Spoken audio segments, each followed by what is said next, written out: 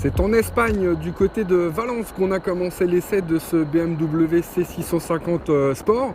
Alors évidemment dans des conditions idylliques et puis sur des routes vraiment très roulantes avec pas mal de virages, c'était très sympa. On a aussi eu envie de voir ce que ça donnait en conditions un petit peu plus parisiennes, si vous voulez, avec un petit peu plus de trafic et puis des routes sensiblement différentes. Il n'y a pas que la sonorité moteur qui a été revue. Si le bicylindre à refroidissement liquide, 4 soupapes et double arbre à cam en tête conserve ses 647 cm3 et 60 chevaux à 7500 tours par minute, il adopte une nouvelle cartographie pour être conforme à Euro 4 et l'on note un couple légèrement inférieur à 63 Nm à 6000 tours par minute. Le travail sur la transmission, avec des masselottes plus lourdes, et sur l'embrayage, doté de ressorts plus souples et de nouvelles garnitures, permettent d'exploiter à fond ses performances. Esthétiquement, les changements sont plus profonds qu'il n'y paraît, même si on ne peut pas parler de révolution.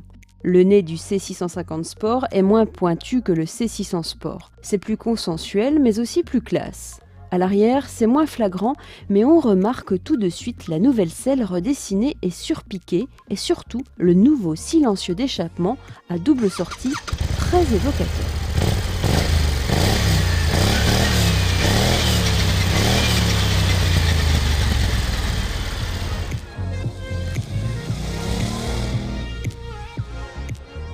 Ce qui frappe en premier lieu lorsqu'on commence à évoluer avec ce nouveau scooter sportif signé BMW, c'est sa sonorité. On sent bien que ça a été un axe de travail important. Elle était très métallique sur la précédente mouture. La voilà nettement plus rauque. Même si elle conserve ce côté assez rageur lorsque le moteur prend des tours. C'est vraiment beaucoup plus valorisant. Ce C650 Sport est clairement plus réactif au démarrage et les reprises sont dantesques. C'est d'une stabilité à haute vitesse absolument remarquable. Grande nouveauté sur le C650 Sport, un anti-patinage ASC veille au grain de série. De quoi juguler les ardeurs de la roue arrière sur des surfaces glissantes. Et autant dire qu'avec la réactivité moteur du scooter BMW, ce n'est pas du luxe. On apprécie grandement l'anti-patinage. Ah non, c'est vrai qu'il est pas rare de sentir la roue arrière se dérober lors d'une bonne accélération sur route humide. On apprécie encore plus. C'est qu'il en a sous le carénage ce scooter.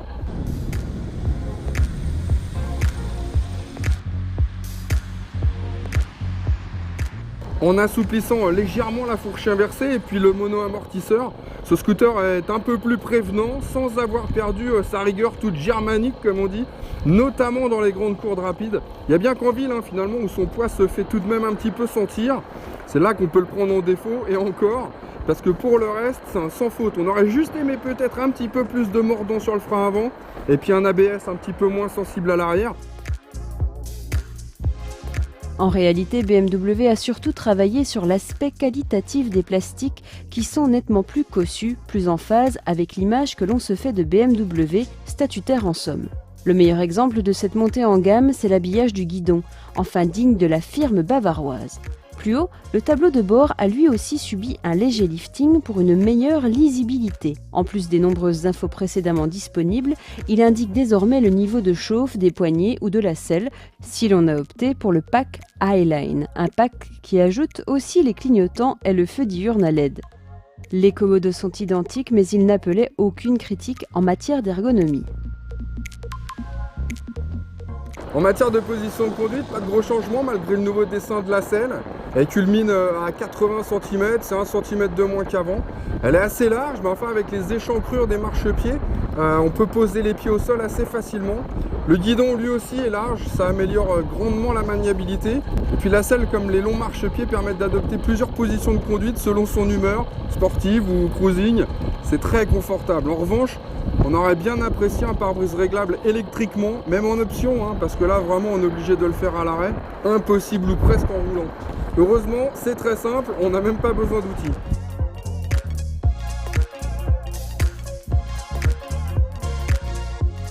Au chapitre des aspects pratiques, rien de nouveau.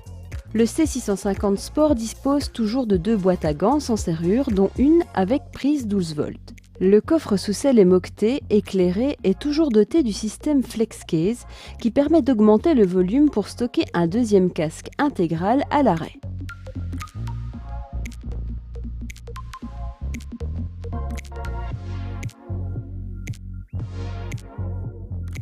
La cinématique de la béquille centrale a été revue pour la rendre plus facile à déployer. Sachant que le C650 pèse 249 kg tout plein fait, ce n'est pas du luxe. Vous l'aurez compris, il n'y a pas que sa dénomination qui évolue. Les performances, le confort et la qualité perçue du C650 Sport est vraiment en hausse par rapport au C600 Sport, alors que le prix, lui, n'augmente que de 60 €. Pour autant, BMW ne brade pas son scooter en le proposant à 11 350 € hors option.